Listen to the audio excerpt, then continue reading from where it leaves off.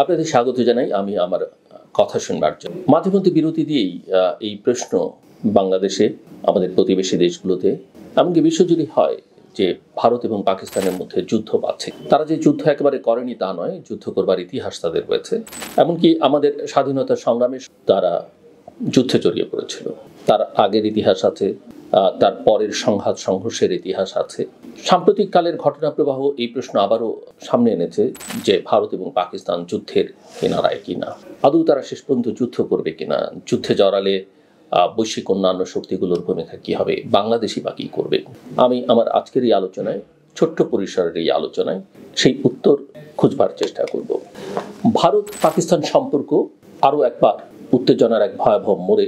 কাশ্মীরের পহেলগামে সন্ত্রাসী হামলার পর থেকে দুই প্রতিবেশী পারমাণবিক শক্তিধর দেশের মধ্যে যে বাকযুদ্ধ শুরু হয়েছে তা দ্রুতই সামরিক সংঘাতের আশঙ্কা বাড়িয়ে। একদিকে ভারতের প্রধানমন্ত্রী নরেন্দ্র মোদী ঘোষণা করেছেন হামলাকারীদের কল্পনাতীত শাস্তি দেওয়া হবে। অন্যদিকে পাকিস্তানের জাতীয় নিরাপত্তা কমিটি সতর্ক করে জানিয়েছে, ভারত যদি সিন্ধু চুক্তির আওতায় পাকিস্তানের জল প্রবাহ বন্ধ করে যুদ্ধ ঘোষণা হিসেবে দেখবে। 22 এপ্রিলের পহেলগাম হামলায় 26 জনের মর্মান্তিক মৃত্যু, বিশেষত যাদের বেশিরভাগই ছিল পর্যটক। সেই ঘটনায় ভারতের অভ্যন্তরে প্রবল জনসৃষ্টি হয়েছে। অতীতে উরি এবং পুলওয়ামা হামলার পর যে প্রতিক্রিয়া দেখা দিয়েছিল, এবারও সেই ধাঁচেরই প্রস্তুতি চোখে পড়েছে। সীমান্ত এলাকায় সার্জিক্যাল স্ট্রাইক অথবা সমুচিত জবাব দেওয়ার দাবি। তবে এখন পর্যন্ত ভারত সরাসরি পাকিস্তানকে দায়ী না করলেও সিন্ধু চুক্তি স্থগিতের মতো কৌশলগত পদক্ষেপ এক স্পষ্ট বার্তা দিয়ে পাকিস্তানও পাল্টা প্রতিক্রিয়ায় সিমলা চুক্তি স্থগিত, সীমান্ত বন্ধ এবং কূটনৈতিক সম্পর্ক সীমিত করবার ঘোষণা দিয়েছে। দুদেশের মধ্যকার উত্তেজনা এতটাই তীব্র যে বিশেষজ্ঞরা আশঙ্কা করছেন এটা সহজেই সামরিক সংঘাতে রূপ নিতে পারে, বিশেষ করে যখন দুপক্ষই নিজেদের অবস্থানে দৃঢ় থাকে এবং জাতীয় অহংকারের প্রশ্নে কোনো আপোষ করতে রাজি হয় না। পরমাণু অস্ত্র থাকা সত্ত্বেও অতীতে কার্গিল যুদ্ধ, উরি, পুলওয়ামা হামলার পর উত্তপ্ত প্রতিক্রিয়াগুলো দেখিয়ে দিয়েছে যে পারমাণবিক অস্ত্র সংঘাতের নিয়ন্ত্রণ নিশ্চয়তা দেয় না, বরং এটি ঝুঁকি এবং অনিশ্চয়তাকে আরও বাড়িয়ে। বিশেষজ্ঞরা মনে করছেন যে দক্ষিণ এশিয়ায় স্থিতিশীলতা অস্থিতিশীলতা প্যারাডক্স এখনও পুরোপুরি বহাল। এর মানে পরমাণু অস্ত্র থাকা সত্ত্বেও সীমিত বা নিয়ন্ত্রিত যুদ্ধের ঝুঁকি থেকে যায়। পাকিস্তানের আচরণও সেই পুরনো প্যাটার্নে। অর্থনৈতিক সংকট, কূটনৈতিক বিচ্ছিন্নতা এবং সামরিক বাহিনীর ক্রমবর্ধমান নিয়ন্ত্রণের মধ্যেও তারা ভারতের বিরুদ্ধে আগ্রাসী মনোভাব বজায় রেখে। পাকিস্তানের এই অবস্থানের পেছনে ভূরাজনৈতিক গুরুত্ব এবং বিদেশি শক্তিগুলোর, বিশেষ করে চীন এবং সৌদি আরব, তাদের সমর্থনের ধারণা কাজ করে। তবে আজকের বাস্তবতায় তাদের উপর সেই সমর্থনও ক্রমশ দুর্বল হয়ে আসছে। ট্রাম্প প্রশাসনের নতুন বিদেশ নীতির বাস্তবতায় পাকিস্তান আর আগের মতো অনুকূল অবস্থানে নেই, সেটা আমরা সবাই জানি। রাষ্ট্রনীতির বিশ্লেষণে দেখা যায় যে পাকিস্তান বারবার প্রতিরোধমূলক প্রতিকল্পের পথ অনুসরণ করেছে, এই ধারণায় যে ভারত কখনো কঠোর জবাব দেবে। এই প্রবণতাই দুই দেশের সম্পর্ককে বারবার সংঘাতের দিকে ঠেলে দিয়েছে। নিরাপত্তা দ্বিধার বদলে পাকিস্তান মূলত আক্রমণাত্মক সুযোগ সন্ধানী রাষ্ট্র হিসেবে কাজ করছে, যারা ঝুঁকি নিয়ে কাশ্মীর ইস্যুতে চিরকালীন উত্তেজনা জিইয়ে রাখতে চায়। একই সঙ্গে অভ্যন্তরীণ রাজনৈতিক ঐক্যের জন্য ভারত বিরোধী জাতীয়তাবাদকে কাজে লাগাচ্ছে। এবারের উত্তেজনা আরও বিপজ্জনক হয়ে উঠেছে জলসম্পদের কৌশলগত ব্যবহারের। সিন্ধু জল চুক্তি, যা 1960 সালে বিশ্বব্যাংকের মধ্যস্থতায় স্বাক্ষরিত হয়েছিল এবং যা বহু যুদ্ধ এবং সংঘর্ষতেও টিকেছিল, সেটিকে এখন ভারতের চাপ প্রয়োগের হাতিয়ার হিসেবে দেখা যাচ্ছে। এটি শুধু কূটনৈতিক সংকেত, একই সঙ্গে মৌলিক সম্পদের ব্যবহার কৌশলগত চাপ তৈরির এক বিপজ্জনক দৃষ্টান্ত। পাকিস্তান একে যুদ্ধের পদক্ষেপ হিসেবে ঘোষণা করেছে। এতে বোঝা যাচ্ছে সংকটের মাত্রা কতটা গভীরে। আন্তর্জাতিক প্রতিক্রিয়া নিয়েও আলোচনা জরুরি। মার্কিন যুক্তরাষ্ট্র দ্রুত ভারতের পাশে দাঁড়িয়ে হামলার নিন্দা করেছে এবং সন্ত্রাসবাদের বিরুদ্ধে সমর্থনের ঘোষণা দিয়েছে। প্রেসিডেন্ট ট্রাম্পের মন্তব্য, কোট, আমি নিশ্চিত যে তারা সমাধান বের করে নেবে, আনকোট, মূলত সংকট নিরসনে আমেরিকার সরাসরি হস্তক্ষেপের অনিহারী ইঙ্গিত দেয়।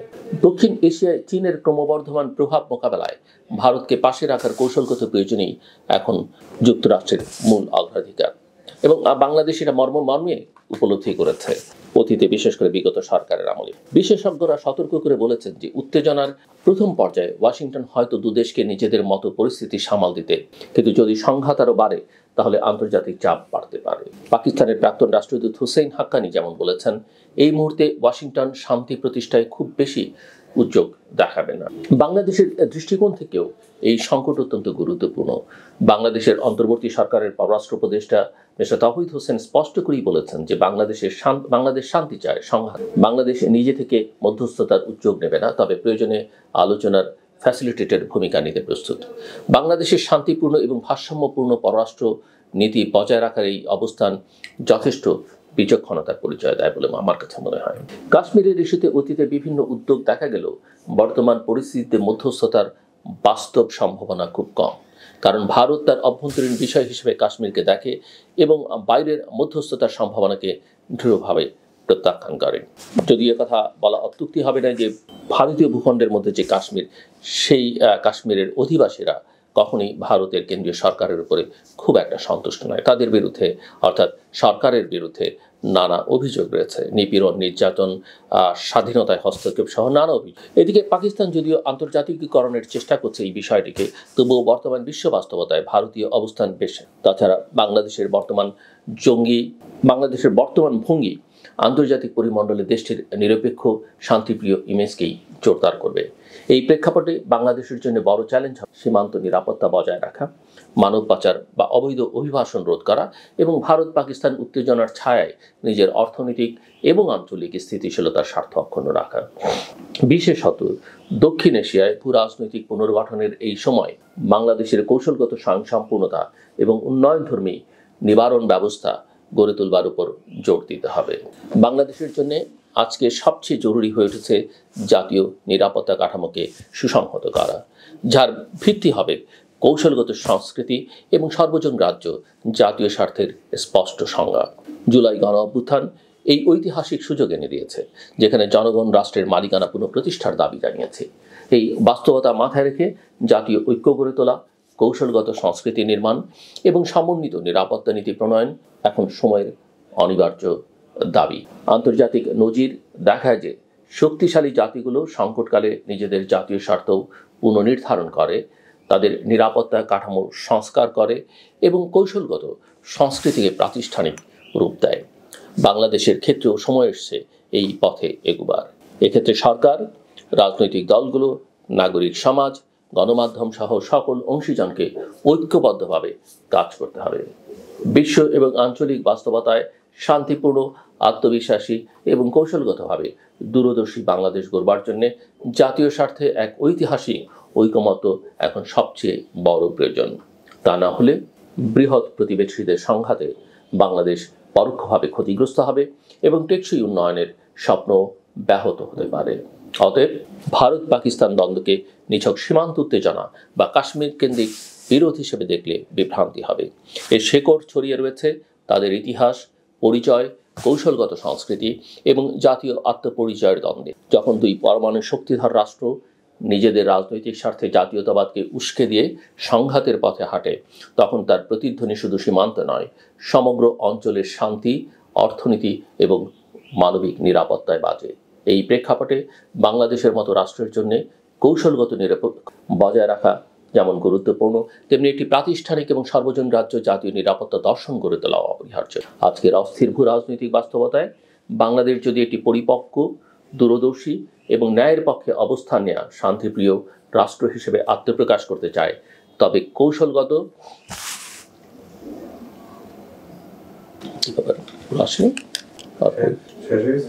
কিন্তু এখানে তো শেষ হওয়ার কথা না। কি হলো?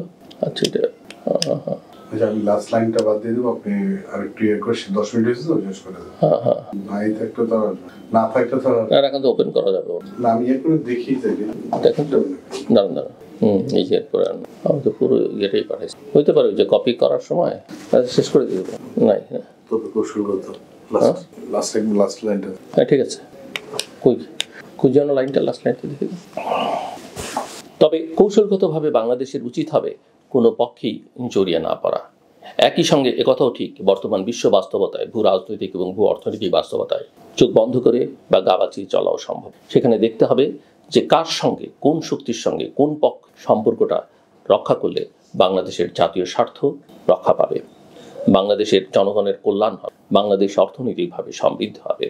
নিজের স্বার্থ দেখে এবং অবশ্যই ন্যায়কে এড়িয়ে নয়, কিন্তু দুপক্ষের মধ্যে যখন ন্যায় এবং অন্যায়ের প্রসঙ্গ থাকে, দুপক্ষই যখন ন্যায় এবং অন্যায়ের মধ্যে থেকে নিজেদের ক্রিয়াকর্ম করে, তখন বাংলাদেশকে দেখতে হবে তার স্বার্থে কার সঙ্গে তুলনামূলক বিচারে সম্পর্ক রক্ষা করা বা কার পক্ষে দাঁড়ানো বাংলাদেশের জন্য কল্যাণ।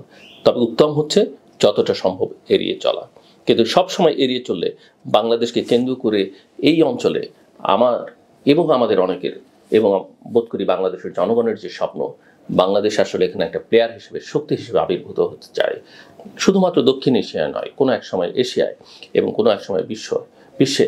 সেজন্য বাংলাদেশকে ছোট হলো খেলোয়াড়ের ভূমিকায় থাকতে হবে, যেন বাংলাদেশকে কোনো শক্তি, না ভারত, না পাকিস্তান, না চীন, না যুক্তরাষ্ট্র বা অন্য কোনো শক্তি ছোট করে দেখতে না পারে। আমি আশা করি যে বাংলাদেশের রাজনৈতিক নেতৃত্ব সেই লক্ষ্যেই কাজ করবেন এবং বাংলাদেশকে সেই লক্ষ্যে নিয়ে যাবেন এবং বাংলাদেশের একটি শক্তিশালী সশস্ত্র বাহিনী গড়ে তুলবেন এবং একটি ঐক্যবদ্ধ জাতির মধ্যে অনেক দল থাকবে, অনেক বিভাজন থাকবে, কিন্তু জাতীয় স্বার্থের প্রশ্নে যেন আমরা সবসময় এক থাকতে পারি, এমন একটা নেতৃত্ব আমরা চাই, যে নেতৃত্ব আমাদের সবাইকে ঐক্যবদ্ধ রাখবে জাতীয় স্বার্থের প্রশ্নে। শেষ করবার আগে একটা কথা বলি, যেটা অত্যন্ত গুরুত্বপূর্ণ। আসুন আমরা সবাই মিলে সবসময় হাসি খুশি থাকবার জন্য, অট্টহাসি নয়, আপনি হাসতে শিখুন, অন্যকে হাসাতে শিখুন, এবং এই হাসি আপনার আমার স্বাস্থ্যের জন্য কল্যাণকর, দেশের জন্য কল্যাণকর। শুধু আপনাকেই ভালো রাখবে না, আপনার চারপাশকেও ভালো রাখবে। যতটা সম্ভব হাসবার চেষ্টা করুন। আপনাদের সবার জন্য শুভকামনা।